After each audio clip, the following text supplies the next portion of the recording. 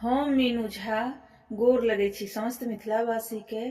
एकटा विवाह गीत लऽ कऽ उपस्थित छी, गौरी के सम्मर। कोशिश करै छी सब गोटे के नीक लागे।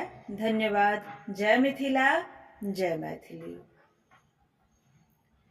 आगे माई छल मनोरथ होएत प्रथम बड़, पंडित करब जमाई।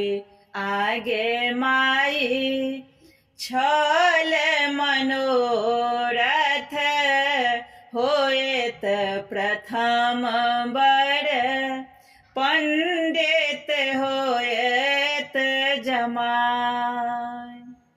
पंडित करब जमाई गे माई, पंडित करब जमाई गे माई, पंडित करब जमाई।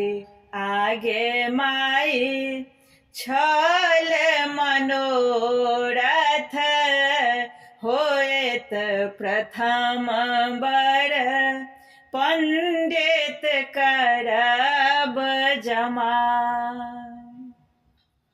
हमर मनोरथ दैबो न बुझलने, जोहिले तपसी भिखारी। आगे माई जोहिले तपसी भिखारी गे माई, बेकल मनाएने घर घर फिरथी। आब की करब उपाय गे माई, पंडित करब जमाई।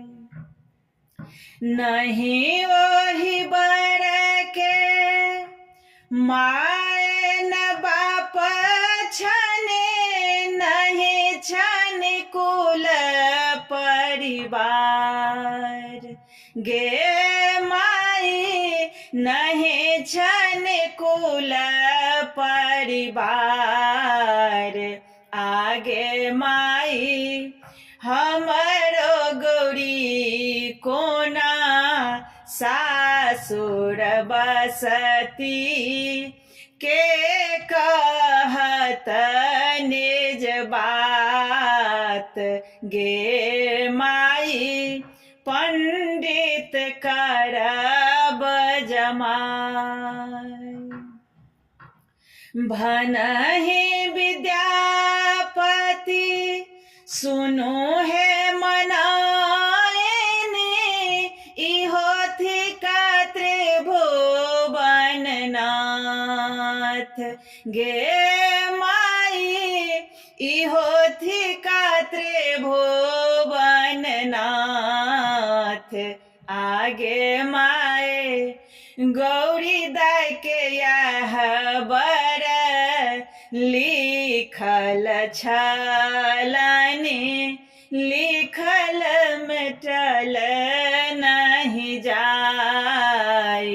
आगे माई लिखल मिटल नहीं जाई।